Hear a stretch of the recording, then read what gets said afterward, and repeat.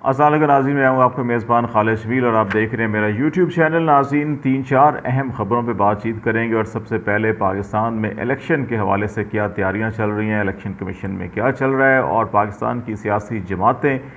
क्या सोच रही हैं और इस्टेब्लिशमेंट का क्या प्लान है, इस पर बातचीत करेंगे।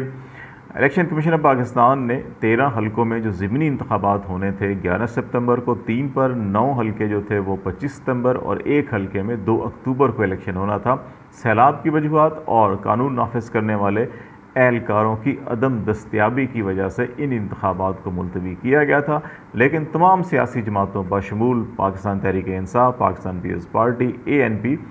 इलेक्शन कमीशन के इस फैसले को तनकीद का निशाना बनाया गया। अली मूसा गिलानी जो मुल्तान से इलेक्शन लड़ रहे हैं, उन्होंने तो हाई कोर्ट में इस फैसले को चैलेंज भी किया और इलेक्शन कमीशन ऑफ पाकिस्तान से 13 सितंबर को इस पर जवाब तलब किया गया। 11 सितंबर को मुल्तान में इलेक्शन होना था, लेकिन 13 को ऑलरेडी इलेक्शन डेट तो गुजर चुकी होगी, लेकिन तवक्को ये की जा रही है कि ये अब दोबारा से कोई नई डेट आ जाएगी। इसी तरह ANP के एमल वली ख़ान ने भी पेशावर हाई कोर्ट में इसको चैलेंज किया। 4 सदा और पेशावर से ANP के कैंडिडेट भी इलेक्शन में हिस्सा ले रहे थे। ये वो 2 हलके हैं जहां 2018 के इलेक्शन में पेशावर से हाजी गुलाम अहमद बलोच शिकस्त खा गए थे और 4 सदा के हलके से ANP के सरबरा असफंदियार वली शिकस्त खा गए थे। तो अब इन 2 हलकों पे ANP अपना उम्मीदवार खड़ा किया हुआ है, तो उन्होंने भी इस फैसले को तनकीद का निशाना बनाया और कहा कि इलेक्शन ताख़ीर नहीं होनी चाहिए। सैलाब से कोई ऐसे मामलात नहीं है यहाँ पर कि इलेक्शन को टाल मटोल की जाती। तो इस तनाजुर में अभी इलेक्शन कमीशन ऑफ पाकिस्तान ने कल फिर अपना इजलास तलब किया है, जिसमें इन इंतखाबी हलकों में नई तारीख का फ़ैसला किया जाना है। लेकिन इंटरेस्टिंगली अभी वो इन 13 हलकों में नई तारीख का फ़ैसला नहीं करेंगे, बल्कि सिर्फ 4 हलकों में नई तारीख का फ़ैसला किया जाएगा, क्योंकि इस्लामाबाद हाई कोर्ट ने जो 9 हलकों में ज़िमनी इंतखाबात हो रहे थे, जो PTI के अरकान कौमी असम्बली को सीट किया गया था इस्तीफ़ों की वजह से इस्लामाबाद हाई कोर्ट के फ़ैसले के बाद, अब वो नोटिफिकेशन मुअत्तल हो गया है और उस सिलसिले में इस्लामाबाद हाई कोर्ट में अभी इलेक्शन कमीशन और नेशनल असम्बली सेक्रेटेरिएट जवाब जमा करवाएंगे। ये सिर्फ जो कराची से शकूर शाह साहब PTI के रुकन कौमी असम्बली रहे थे, अभी कवरिंग कैंडिडेट थे इमरान खान के वहाँ से कराची साउथ की सीट से, उन्होंने अचानक इस्लामाबाद हाई कोर्ट में रिट पिटिशन की। NA 246 से ये इलेक्शन अभी लड़ रहे थे कि जी मैंने इस्तीफ़ा सिर्फ जो है खैर सगाली या यकजहती के तौर पे दिया था, असली इस्तीफ़ा नहीं था मेरा, तो इसलिए इसको इस्लामाबाद हाई कोर्ट ने ये तमाम 11 के 11 जो इस्तीफ़े मंजूर हुए थे उनके नोटिफिकेशन मुअत्तल किए। इससे पहले PTI की जो दरख्वास्त थी जिसमें उन्होंने कहा था कि तमाम हलकों में जो हमने इस्तीफ़े दिए हैं सबके कबूल किए जाएँ, तो इस्लामाबाद हाई कोर्ट ने कहा कि हम स्पीकर नेशनल असम्बली के काम में या इख्तियार में मुदाखलत नहीं कर सकते, लेकिन इस मामले में मुदाखलत की और जवाब दे दिया। तो अब ये इन 11 पे तो अलग से फ़ैसला होगा। इनसे हटकर जो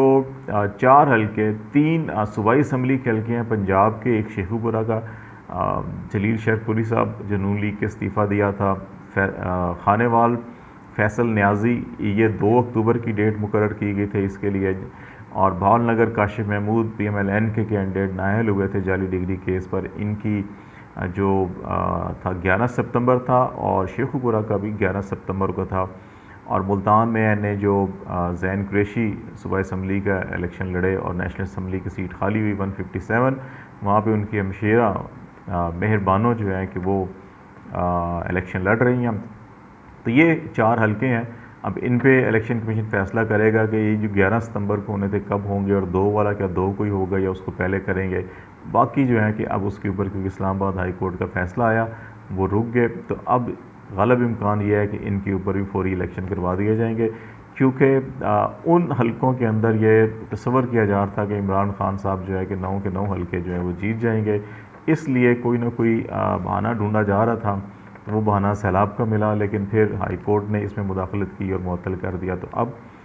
ये मामला जो है कि उस तरफ चल रहे हैं। दूसरी तरफ PTI के अंदर जो तोड़ फोड़ की साजिशें जो हैं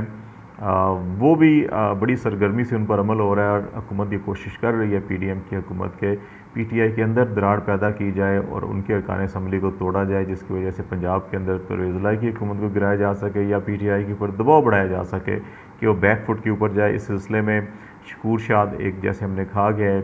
कौमी असम्बली के रुकन जिनको शोकाज नोटिस भी जारी कर दिया गया, उनकी पार्टी रुकनीत मुअत्तल कर दी गई पाकिस्तान तहरीक इंसाफ से, क्योंकि उन्होंने इस्तीफ़ा दिया, उसको ऑन किया, उनका नोटिफिकेशन हुआ, उन्होंने इतराज़ नहीं किया, फिर ज़िमनी शेड्यूल अनाउंस हुआ, उन्होंने इतराज़ नहीं किया, फिर उन्होंने ख़ुद कागजात नामजदगी अपने जमा करवाए इलेक्शन कंटेस्ट करने के लिए, उस वक्त भी एतराज़ नहीं किया, और अब इलेक्शन से 2 दिन पहले उनको अचानक कैसे एतराज़ करना पड़ा, तो इस वजह से उनकी पार्टी रुकनीत जो है कि मुअत्तल की गई। इसी तरह चारसदा में जो रुकन सूबाई असम्बली सुल्तान मोहम्मद ख़ान पाकिस्तान तहरीक इंसाफ के, इनका ताल्लुक ANP से रहा था, ये PTI में शामिल हुए थे, वो एक बार फिर वापस PTI में चले गए हैं।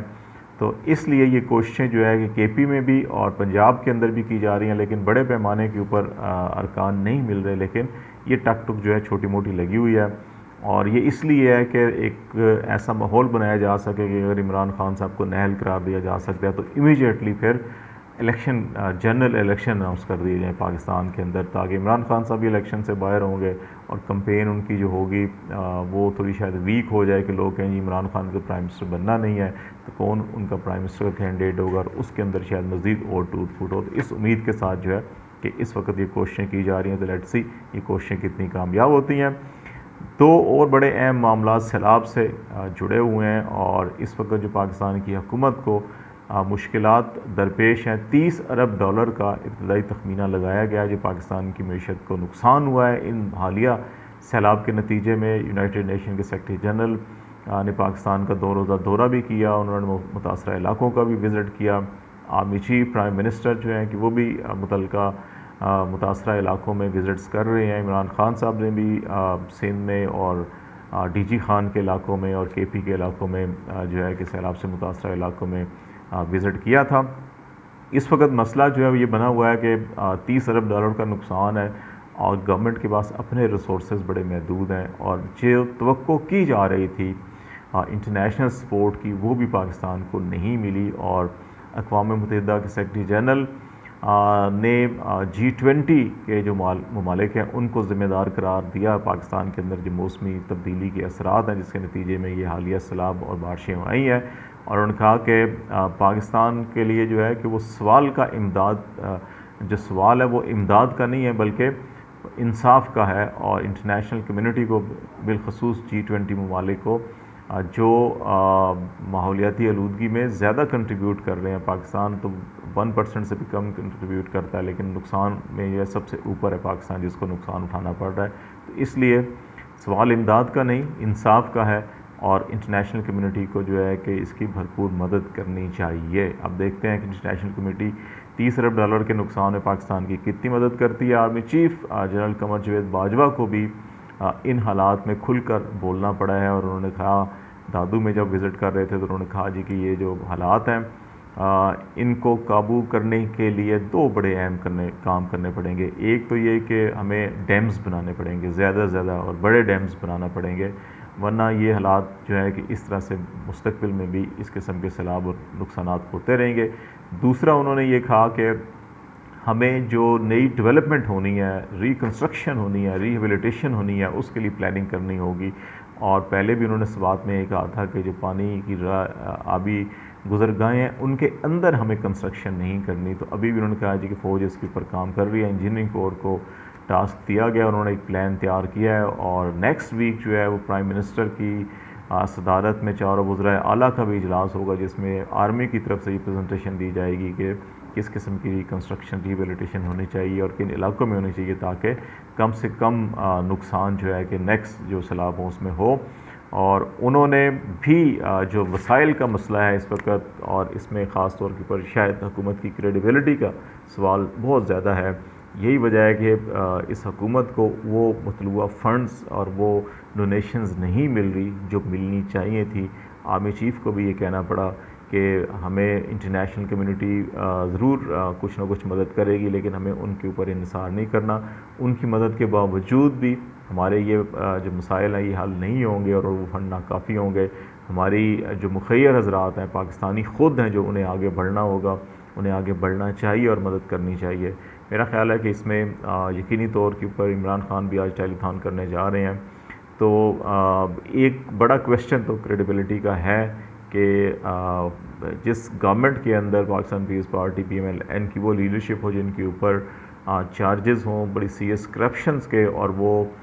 कानून में तब्दीली करके रिलीफ ले रहे हों, तो ऐसे अफराद को बड़ा मुश्किल होता है कि लोग जो है एक मदद करें। बहुत से लोग इदारे जो हैं कि NGO समाजी तंजीमों को मदद कर रहे हैं, ख़ुद भी लोग जा रहे हैं, लेकिन हमें हमारे इदारों को, हमारी हुकूमतों को, अपनी क्रेडिबिलिटी को बेहतर बनाना होगा। रिन्यूएबल एनर्जी और आर्मी चीफ जो कह रहे हैं कि हमें मुतबादिल रिहेबिलिटेशन रिकन्स्ट्रक्शन प्लान बनाने होंगे जो आबी गुजरगों से हट कर हों, उसके ऊपर हम ज़्यादा फोकस करें तो ये बेहतर होगा कि चे जाए कि हम हर साल 2 साल के बाद हाथ फैलाना शुरू कर दें, जी हमारी मदद करें, हम डूब गए हैं। हमें अपने लोगों को आबाद ऐसी जगहों पे करना चाहिए कि ये डूबने का मकाम ही ना हो। आज तक के लिए इतना ही। खालिद जमील को इजाज़त दीजिए। अल्लाह हाफिज़।